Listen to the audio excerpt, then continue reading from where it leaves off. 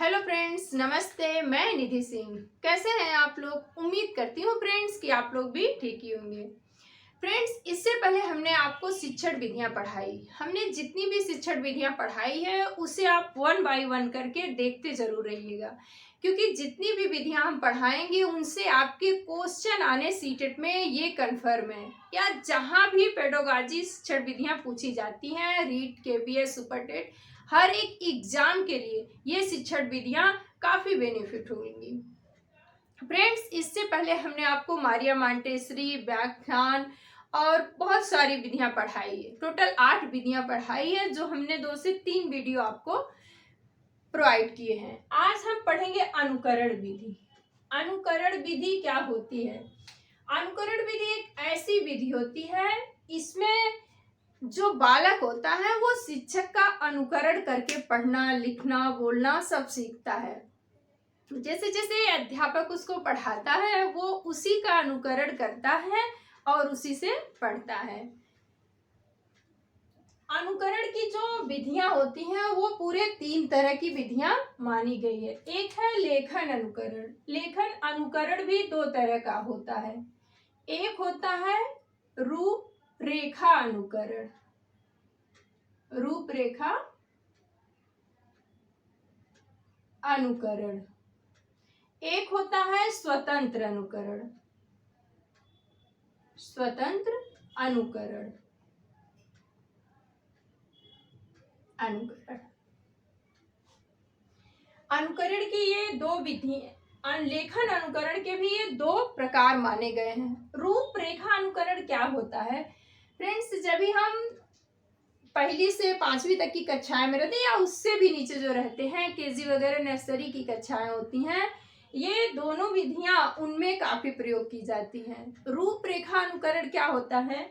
जैसे हम देखते हैं बच्चे जब स्टार्टिंग में नर्सरी में जाते हैं तो उनकी बुकों में आ ऐसे दे देते हैं, ऐसे करके। फिर बुक में लिखा रहता है इसी तरह से। आप बच्चा क्या करता है, उसको सीखने के लिए उसके ऊपर ऐसे करके ऐसे बना देगा। फिर ये क्या मान लिया जाता है, इसी तरह से डॉट दे करके क बना देगा।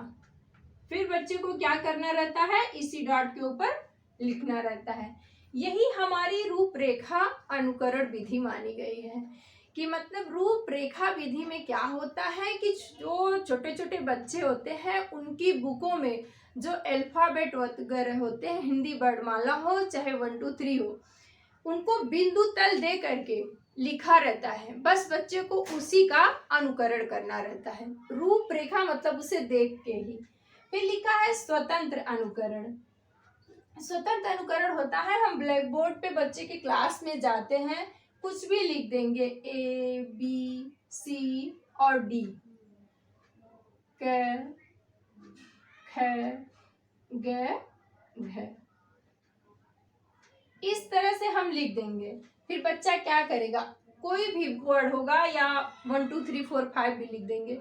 बच्चा क्या करेगा, इसे देख के अपनी इच्छा से स्वतंत्र पूर्वक अपनी बुक में लिखेगा। उसे ही हम स्वतंत्र अनुकरण करते हैं। कुछ बच्चों को आता रहेगा, वो काफी अच्छा लिखेंगे जैसा टीचर ने लिखा रहेगा। जिन बच्चों को नहीं आता वो टेढ़ा मेढ़ा बना के लिखेंगे, लेकिन इसे स्वतंत्र अनुकरण कहा गया। और ये रूपरेखा, क्योंकि ये इस डॉट के बाहर नहीं जाने चाहिए। और यहाँ आप कैसे भी लिखो, सिर्फ टीचर उस चीज को लिख देता है, बच्चे उसी का अनुकरण करके लिखते हैं। फिर है उच्चारण अनुकरण। उच्चारण अनुकरण क्या होता है?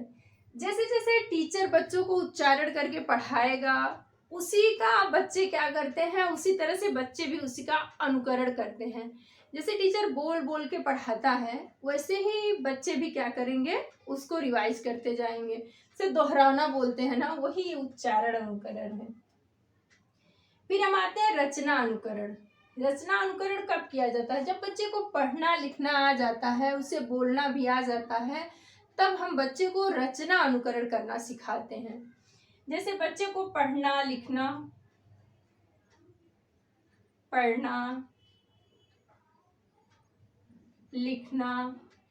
आ जाएगा, तब हम क्या करते हैं, उसको रचना करना सिखाते हैं। उसे हम एक गाय का निबंध बताएंगे, गाय का निबंध लिखना सिखाएंगे। निबंध लिखना सिखाएंगे। फिर हम बच्चे से क्या कहेंगे, आप इसी तरह से गाय के निबंध को देख करके ही अपने मन से खुद से घर पे जा करके आप घोड़े का निबंध लिख के ले आओ, निबंध लिख के ले आओ। इसे ही हम रचना अनुकरण कहते हैं। फ्रेंड्स, जो ये अनुकरण की तीनों विधियां हैं, ये तीनों ही विधियां प्राथमिक कक्षाओं में ही ज्यादातर उपयोग की जाती हैं, लेकिन जो ये लेखन अनुकरण की दो हैं, ये आपको नर्सरी में ही फॉलो की जाती हैं और ये 5 तक के बच्चों को या अपर बच्चों को भी निबंध लिखना सिखाया जाता है। ये अनुकरण विधियों के आप पॉइंट नोट कर लीजिए। इसके बाद हम आपको दूसरी विधि पढ़ाने जा रहे हैं।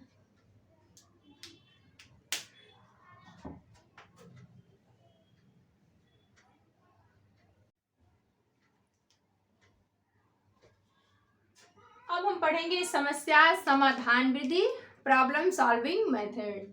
ये फ्रेंड्स ऐसी एक विधि है जिससे 2 से 3 क्वेश्चन या 1 से 2 क्वेश्चन आने तो हमारे सीटेट के पेपर में कंफर्म रहते हैं। ये जो प्रॉब्लम सॉल्विंग मेथड है, या तो सीडीपी में, नहीं तो ईबीएस में, नहीं तो फिर मैथ्स वगैरह में एक क्वेश्चन तो फ्रेंड्स कंफर्म है, आएंगे ही आपके, चाहे भले ही ऑनलाइन से पेपर ऑफलाइन हुआ हो। प्रॉब्लम सॉल्विंग मेथड होता क्या है? ये एक ऐसी विधि होती है जिसमें बच्चे को एक समस्या, प्रॉब्लम दे दी जाती है, उसका सलूशन बच्चा खुद से निकालता है, लेकिन टीचर्स क्या करते हैं, उसको एक हिंट प्रोवाइड कर देते हैं जिससे बच्चे को एक हिंट मिल जाता है। जैसे किसी बच्चे को आपने कोई मैथ के सवाल दिए, उसको मालूम नहीं है कि ये किस सूत्र से हम सॉल्व करेंगे जिससे इसे सॉल्व हो गए, तो टीचर क्या करता है, बस स्टूडेंट को क्या करता है, वो हिंट सूत्र प्रोवाइड कर देता है। वो जो सूत्र बताता है वही एक तरह से हिंट हो गया। फिर उस सूत्र के माध्यम से बच्चा क्या करता है, पूरे क्वेश्चन को सॉल्व कर लेता है। लेकिन उस बहुत सारे स्टेप बताए गए, अलग अलग राइटर लोगों ने बहुत सारे स्टेप बताए, लेकिन कुछ एनसीईआरटी द्वारा प्रोवाइड किए गए प्रॉब्लम सॉल्विंग मेथड के स्टेप, ये जो एनसीईआरटी द्वारा प्रोवाइड किए गए, इन्हें ही मैं बताऊंगी आज आपको। लेकिन ये जो भी मैंने 6 से 7 पॉइंट लिखे हैं, इनको आप समझने की कोशिश करिएगा, आपको बहुत अच्छे से समझ में आ जाएगा और क्वेश्चन इनसे कैसे सॉल्व होंगे ये भी आपको समझ में आ जाएगा।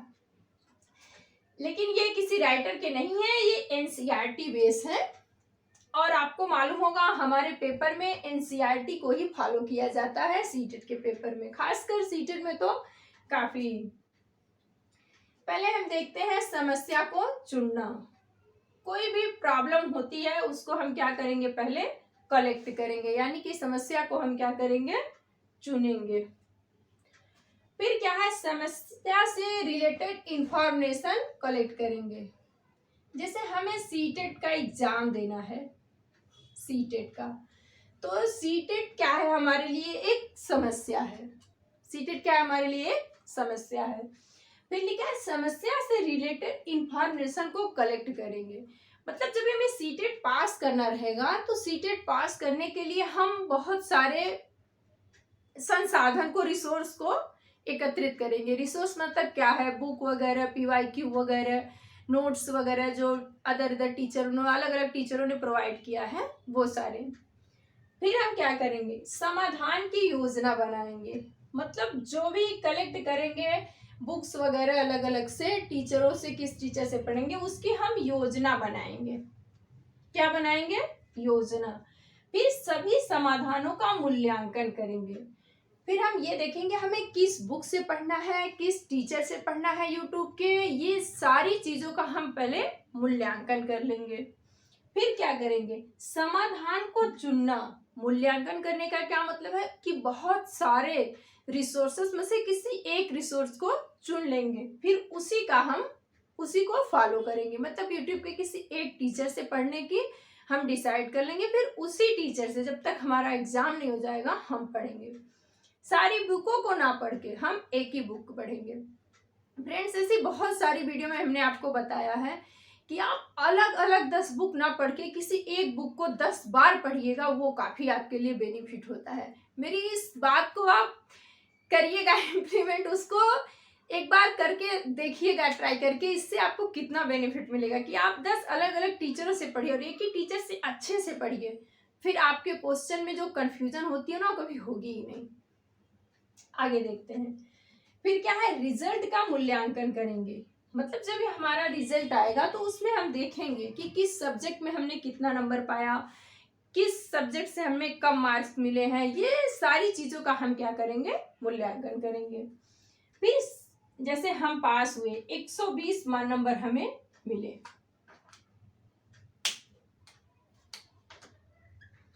$120 नंबर, फिर हम क्या करेंगे, समस्या समाधान को पुनर्परिभाषित करेंगे। मतलब फिर से हम उनको रिकॉल चेक करेंगे किस सब्जेक्ट में कितना मिला, क्या मिला। फिर वो पुनः परिभाषित करने का मतलब ये होता है कि हम खुद का मूल्यांकन करके देखेंगे कि यदि हम और ज्यादा मेहनत किए होते और अलग से टीचरों से पढ़े होते या अलग बुक से पढ़े होते तो शायद हमें 120 से 130 नंबर भी मिल सकते थे। इसको क्या करते हैं, इसको पुनर्परिभाषित करते हैं। फिर फ्रेंड्स ये जो हमने पॉइंट लिखे हैं, ये पॉइंट आपके काफी महत्वपूर्ण है और ये जो पॉइंट है ना, इनसे क्वेश्चन आपके पूछ लिए जाते हैं कि पश्चगामी कार्यकारी युक्ति किस मेथड में आती है। तो आप लिख सकते हैं पश्चगामी कार्यकारी युक्ति जो है वो हमारी प्रॉब्लम सॉल्विंग मेथड में आती है। लिखा है समस्या के समाधान की वह प्रणाली जिसमें लक्ष्य से आरंभ करके पीछे की तरफ चलकर सॉल्यूशन तक पहुंचा जाता है वह पश्चगामी कार्यकारी युक्ति कहलाती है। ये हम आपको समझाते हैं। जैसे लिखा है सीटेट क्या है हमारा, सीटेट पास होना लक्ष्य है, क्या है, लक्ष्य। फिर लिखा है लक्ष्य से आरंभ करके पीछे की तरफ, पीछे की तरफ का मतलब क्या है, हमें सीटेट पास करने के लिए PYQ लगाने होंगे, उससे भी 2022 के लगाने होंगे, फिर उससे भी पीछे का लगाएंगे 2021 का लगाएंगे, फिर क्या करेंगे 2020 का लगाएंगे। ये पीछे की तरफ क्यों जाएंगे, पीछे की तरफ जाके हमें ये पता चलता रहता है कि हमें किस सब्जेक्ट में कितना पढ़ना है और कौन कौन से ऐसे टॉपिक हैं जो पेपर में बार बार रिवाइज होते रहते हैं। इन PYQ से हमें ये कंफर्म होता रहता है कि हमें कौन कौन से टॉपिक पढ़ने हैं और कौन कौन से टॉपिक नहीं पढ़ने हैं। बहुत सारे टॉपिक ऐसे भी होते हैं जिनसे क्वेश्चन आते ही नहीं है, फिर ये हम चेक करेंगे। इससे हमें क्या होगा, हम जितने टॉपिक को सॉल्व करते जाएंगे उतना ही हम लक्ष्य की तरफ आगे बढ़ते रहेंगे, सॉल्यूशन तक पहुंचा जाता है, यानी कि उतना ही हम सीटेट पास होने के नजदीक पहुंच जाएंगे। ये जो टॉपिक हमने लिखा है फ्रेंड्स, इसे नोट जरूर कर लीजिएगा। आई होप जितना समझाई हूँ उतना समझ में आपको आया होगा। नेक्स्ट वीडियो में मिलेंगे हम नेक्स्ट टॉपिक के साथ। मेरे चैनल को लाइक शेयर और सब्सक्राइब जरूर करिएगा फ्रेंड्स। इसके बाद जो भी और भी मेथड हैं उनको भी हम एक और वीडियो बना के आपको समझा देंगे, प्रोवाइड करा देंगे, ताकि जितनी भी विधियाँ थी वो हमने आपको पढ़ा दी। मेरी 1 से लेकर के जो हमने 12 विधियां पढ़ाएंगे उन सबको आप देखिएगा जरूर फ्रेंड्स। फिर आप एग्जाम में जाके देखिएगा आपको कितना बेनिफिट मिलेगा इनसे।